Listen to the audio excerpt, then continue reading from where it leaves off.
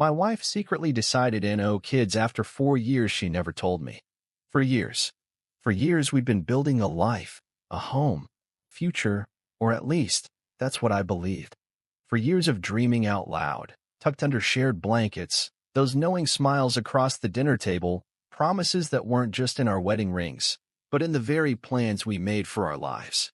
And the biggest part of that plan, the one thing we both said was absolutely non-negotiable, the whole reason you and me became us, was family. Kids. Our kids. Then, I discovered I was standing in what felt like the wreckage of that dream, and the wrecking ball. It was a secret she'd been carrying, silently, for God knows how long. It was a moment that could have ended everything, but it became the start of our most challenging and ultimately, most transformative journey. This wasn't some slow change we figured out together. It wasn't a bunch of deep talks about what we both wanted as time went on. Nope.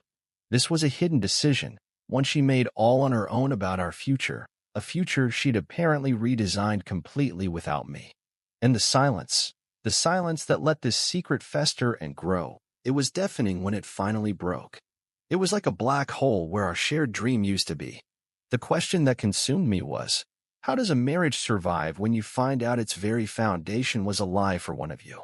Little did I know, we were about to find out.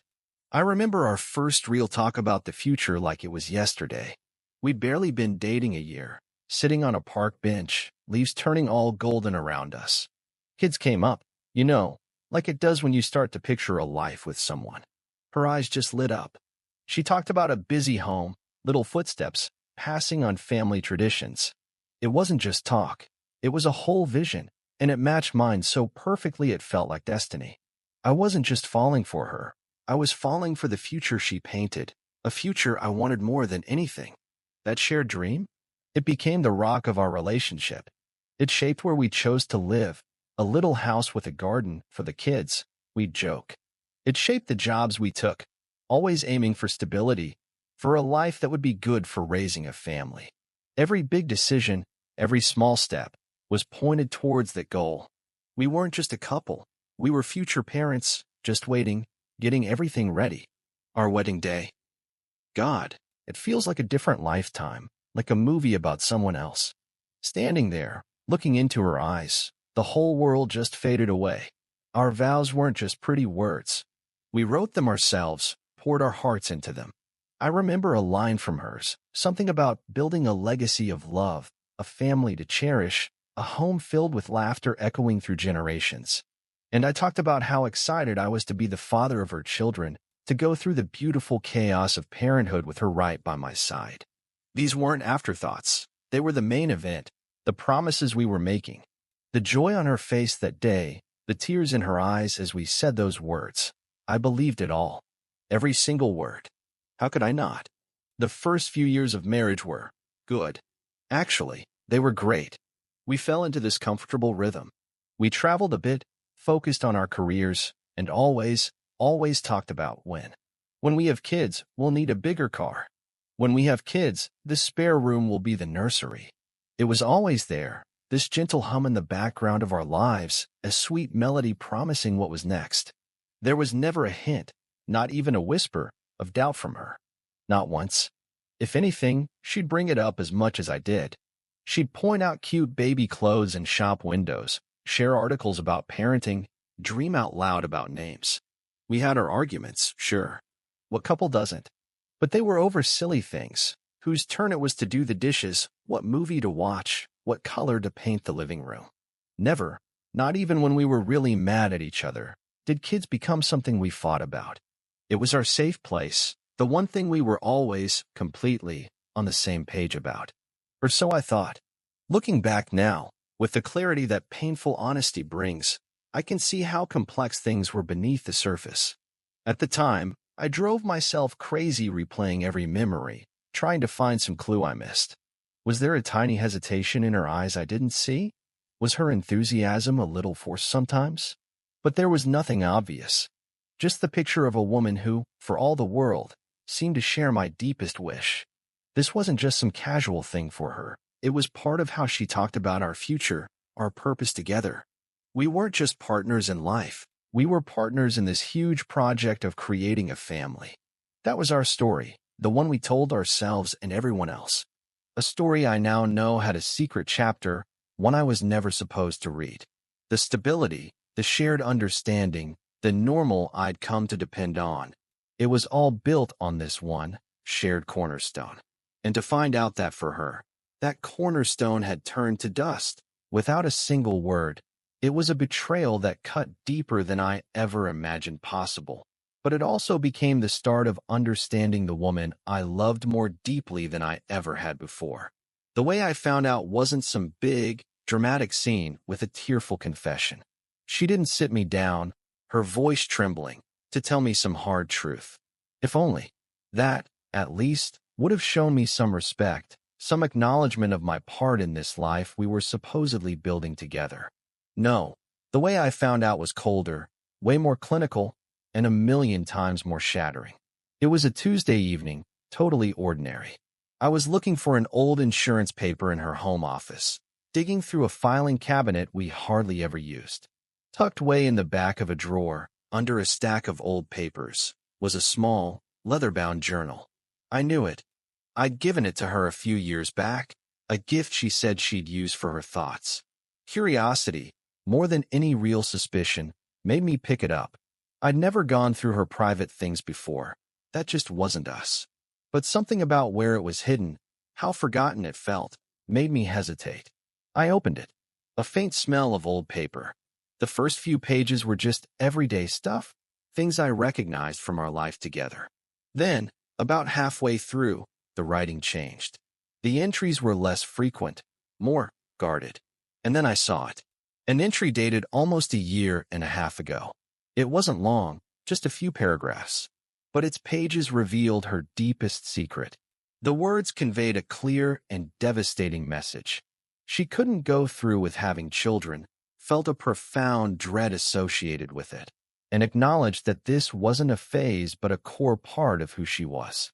The entry confessed her fear of telling me, fearing it would destroy us, and a hope that time or circumstance might change my mind, even as she knew, deep down, she would never have children. I read it again, and again, the words blurred, the ink kind of swimming in front of my eyes. Dread, certainty, never. Each word was like a punch to the gut. This wasn't some new thing, a fleeting doubt.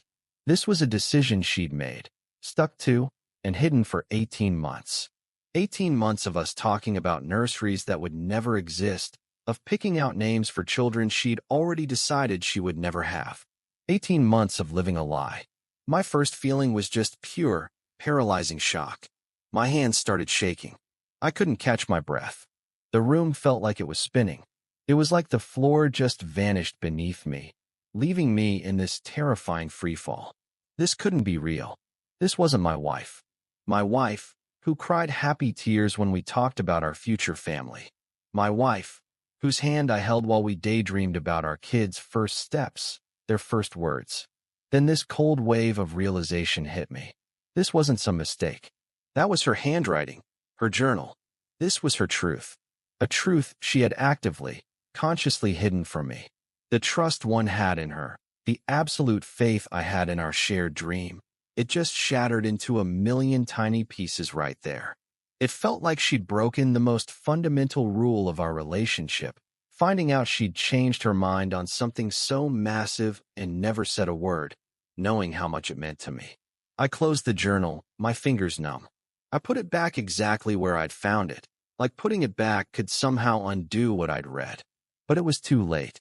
The knowledge was there, like a toxic seed planted in my mind, already starting to grow, its roots wrapping around my heart. I walked out of the office in a daze. The house suddenly felt strange, unfamiliar. She was in the kitchen, humming while she made dinner, totally clueless about the earthquake that had just gone off inside me. I looked at her, this woman I'd loved, married, planned my whole life with, and this huge gap opened up between us. A massive, uncrossable canyon that she had created. How could she stand there, acting like everything was normal, when our entire future together was a lie she was keeping alive? The silence in that moment, knowing what I knew, was the loudest sound I'd ever heard.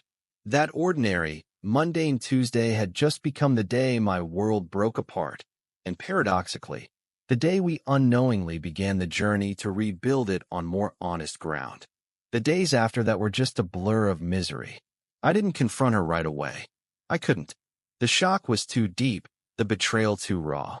I mean, how do you even start a conversation that begins with, "So, I know you've been lying to me about the most important promise we ever made"?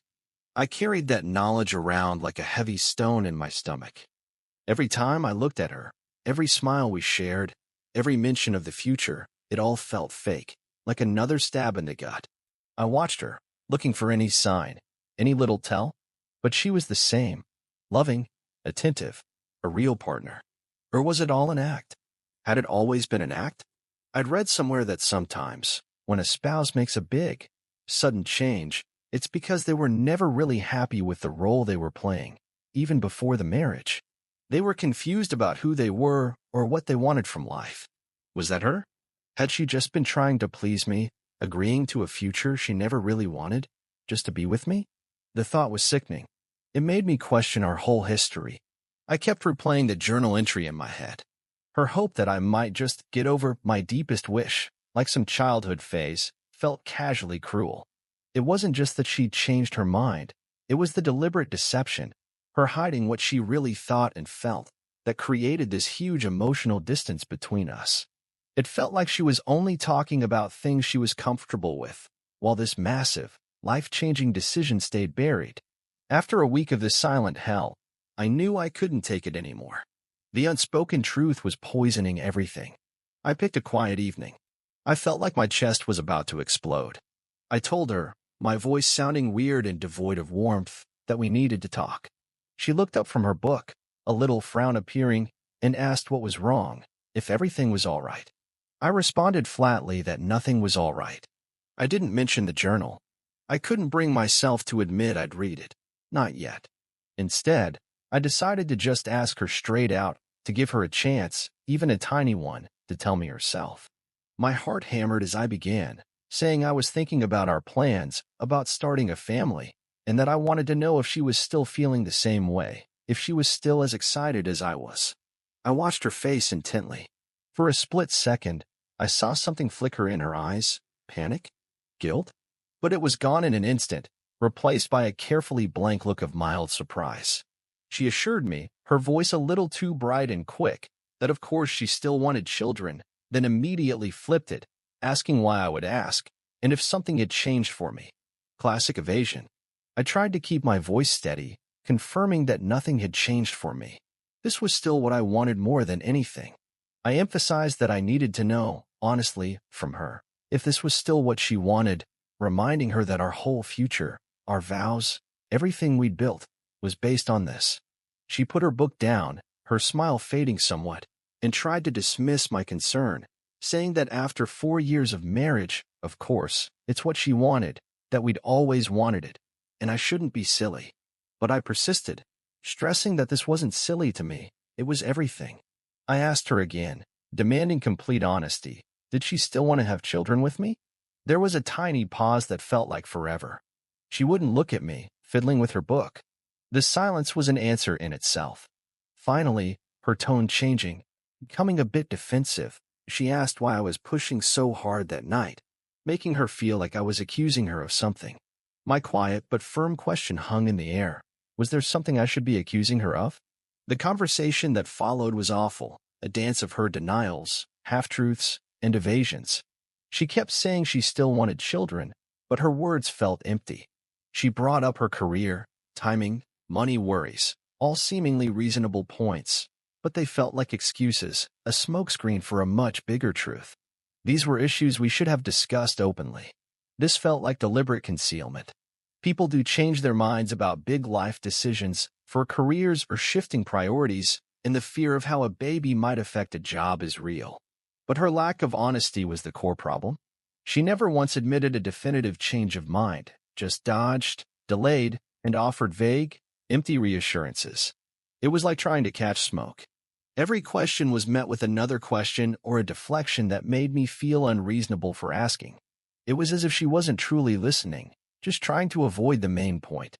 I went to bed that night feeling more alone than ever. The conversation hadn't clarified anything. It had widened the gap between us. Her inability to look me in the eye and give a straight, heartfelt yes was a confession in itself. The dream we were supposed to be building together, the one requiring mutual check-ins on life goals, clearly hadn't been a team effort for a long time. Our planning, at least on this monumental issue, had ceased, and the disconnect was painfully obvious. It was a terrible night, but it was the beginning of the end of the silence. About 2 weeks after that first, deeply unsatisfying conversation, the dam finally broke. It wasn't planned. It was a Saturday morning. We were in the kitchen, this forced, awkward sense of normal hanging in the air. I was making coffee, my back to her. The silence, which had pretty much become our constant companion, felt particularly heavy that day. I just couldn't take it anymore. The pretending, the unspoken words, the weight of her secret, it was crushing me. I turned around, coffee pot still in my hand, and just looked at her. She was staring out the window, a distant, almost sad look on her face.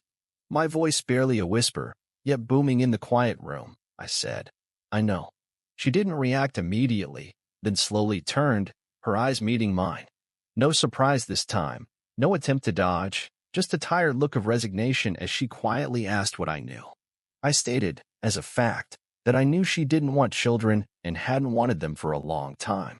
She closed her eyes for a second, a sigh escaping her. When she opened them, the carefully built wall had crumbled. I saw a mix of guilt, fear, and perhaps, strangely, relief. She asked how I knew. My voice gained strength, fueled by pain and anger, as I shot back that the how didn't matter. What mattered was the truth of it, and that she hadn't told me. I pressed her, "How long, Sarah? How long have you known you didn't want this future, our future?"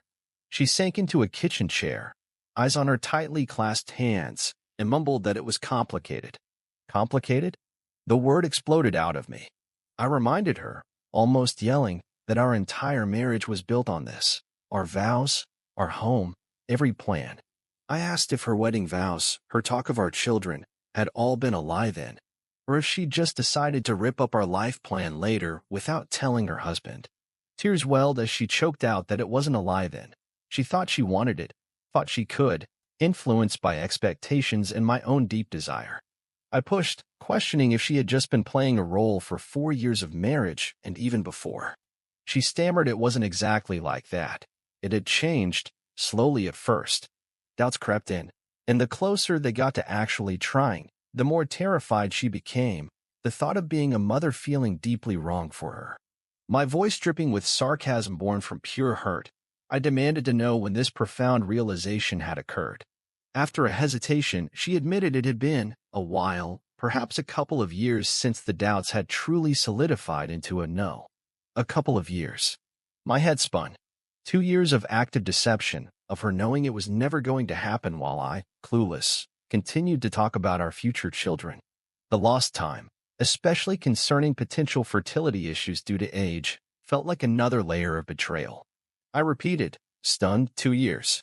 I confronted her, and all that time, all those conversations, she never thought to tell me, never thought I had a right to know that the life I was working towards was just a fantasy in her head. My voice cracked as I asked why she would do that to us. I was scared. She finally cried out, her voice raw with pain, confessing she was terrified of losing me. She didn't know what she'd hoped for, maybe that she'd change her mind back, or that I'd bring it up less, or the issue would just disappear. Disappear. I stared at her, incredulous that she could hope the very foundation of our marriage would just vanish. This wasn't some minor preference, it was fundamental. I told her that while she said she was scared of losing me, my current feeling of devastation upon discovering her deception was far worse. The issue wasn't just her change of mind, but her deliberate concealment. Her tearful whisper that she didn't know how to tell me, that she was a coward, felt like an inadequate explanation. I asked if it was cowardice or a conscious choice to let me live in a fool's paradise, investing my heart and life into a dream she had already abandoned, a choice that affected everything we were. The core of our conflict was finally out there, raw and bleeding. No more dodging, no more deflections. Just the stark, brutal truth of her decision and her deception. We stood on opposite sides of this huge pit, created by years of silence and a secret that had finally, devastatingly, come out. The question that hung in the air, unspoken but massive, was whether this pit was too wide to ever get across. The foundation of our shared future had been blown up. And in that moment, looking at her, seeing the years of hidden truth in her tear-filled eyes, I had no answer. I only felt the crushing weight of a future lost, and yet, amidst the wreckage, a tiny, almost imperceptible seed of hope that now, with the truth out, we could finally begin to build something real. The days and weeks since that awful Saturday morning were incredibly tough, but they weren't empty. The explosive fight gave way to a fragile, heavy quiet. Yes, but it was a quiet filled with the unspoken promise of change, of starting over. We were living in the same house, sharing the same space, and for the first time, we began to truly see the distance that had grown between us and slowly, tentatively, take steps to bridge it. We talked more, for real this time. Hours of talking, raw and honest. Hours of me asking questions, trying to understand the maze of her reasons, her fears, her choices. And hours of her, often through tears, not just trying to explain, but showing a profound remorse for the secrecy and the pain she'd caused. She swore she loved me, that the thought of our marriage ending was unbearable to her, and this time, her actions started to match her words. Her words of apology, no matter how sincere, couldn't erase the years of hidden truth overnight. They couldn't magically bring back the exact dream we once shared. Her reasons for changing her mind were complex. A shift in her personal values, a deep-seated fear of motherhood she hadn't anticipated, and an exploration of her own identity she was only then brave enough to confront, and importantly, to share with me. She admitted that the person who made those vows 4 years ago truly believed them, but that person had changed, and her greatest failure was not sharing that evolution with me. The why she changed her mind, as painful as it was for my own dreams, became something I could start to process, precisely because she was finally being open. People change. What they want changes. That's part of being human. The how she had handled it, the long silence, the deception, that was the deep wound. But as she took responsibility, as she worked to show me her true self, flaws and all, the possibility of healing that wound began to emerge. We realized our incompatibility had stemmed from the secrecy, not necessarily from differing life goals if they could be openly discussed and navigated. Our home, which had felt like a stage set for a play of misunderstanding, slowly started to feel like a workshop, a place where we were painstakingly dismantling the old, broken structures and seeing if we could build something new. The spare room, the one we'd always thought of as the future nursery, became a symbol not of a lost future, but of a space we could now redefine together for a different kind of shared life. We slept in the same bed, and the canyon between us began to shrink, millimeter by millimeter. Rebuilding trust wasn't easy. It was the hardest work we'd ever done. It was like piecing together a shattered vase, knowing it would always show the cracks, but hoping it could still hold something beautiful. We learned to be patient with each other and with the process. Friends and family, initially unaware, eventually learned, in careful conversations, that we were navigating a profound shift in our life plans. Their support, when they understood, became a quiet strength. We learned that pretending wasn't necessary. Vulnerability was. We weren't stuck in limbo. We were in active recovery. We made a crucial decision to fight for our marriage, but on new terms. We started couples counseling, which was incredibly hard but transformative. It gave us the tools to communicate, to truly listen, and to understand each other's deepest fears and needs. We each began individual therapy too, to process our own grief, anger, and confusion, and to grow as individuals so we could be stronger as a couple. The path wasn't always clear, but we were walking it together. I'm sharing this, putting this out there, because this journey of unraveling and then rebuilding has been the most profound experience of my life. If you've ever been through something similar, a fundamental shift in your relationship, a secret that changed everything, and found your way through, I genuinely appreciate hearing how you navigated it. Maybe your experiences, your insights, could offer perspective to others too. Please share your thoughts in the comments below. And if this story of our ongoing journey resonates with you, or if you want to follow stories of hope and rebuilding, consider subscribing to the channel. Your support, just knowing that connection and healing are possible, means a lot. Looking back on those intense weeks and months, and then the years that followed, it hits me how the things we build our lives on can be tested, and how, sometimes, they can be rebuilt even stronger. I assumed our shared dream was immutable. I assumed our communication was good enough. I assumed our vows were a contract that left no room for human change. All those assumptions were shattered, and in their place, we built something more resilient. The core issue, I realized, wasn't just that she changed her mind about children. As devastating as that was to my initial hopes, people do change.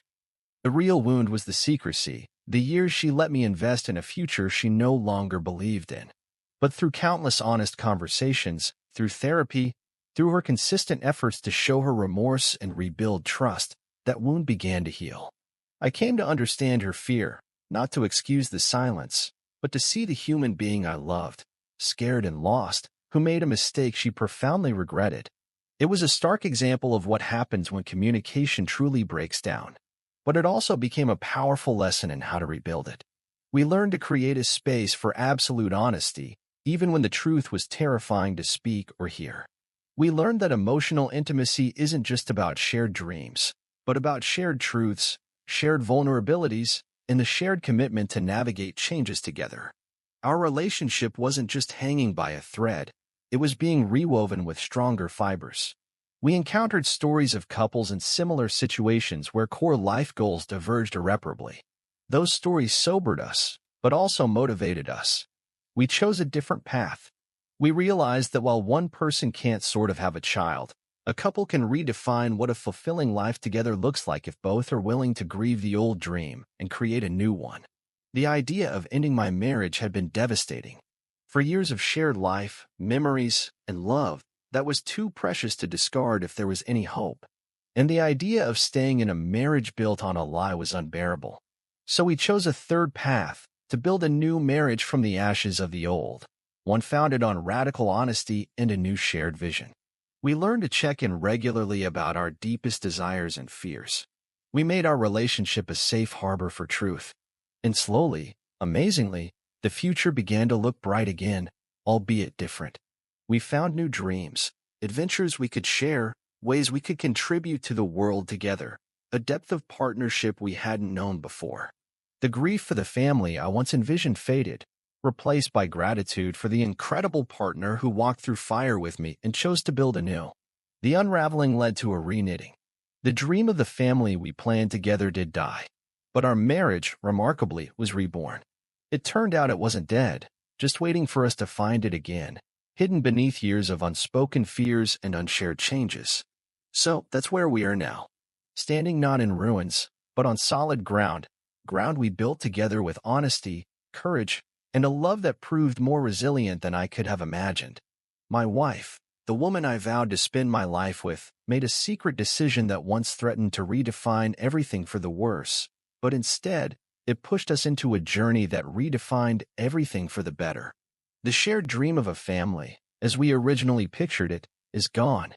But in its place, we found something equally precious, a partnership built on unshakable trust, profound understanding, and a love that faced its darkest moment and emerged stronger and more vibrant. Everything is clear now. Our marriage, our home, our path forward. It's a path we walk hand in hand, with open hearts and open communication. I don't have any easy answers for how we got here, other than commitment, hard work, and a willingness to forgive and to be vulnerable. It's a story of a promise that was broken, yes, but also of a deeper promise that was forged in the aftermath, a promise to face all of life's changes together. What happened next after the discovery? We chose each other. We chose to heal. And the man who stood at that altar 4 years ago, full of a certain kind of hope, evolved into a man who understands love and commitment on a much deeper, more resilient level, standing beside a woman who is more wonderfully, imperfectly, and truly my partner than ever before. And that, for us, is a very happy ending. What you think about this story? Write in the comment your opinion.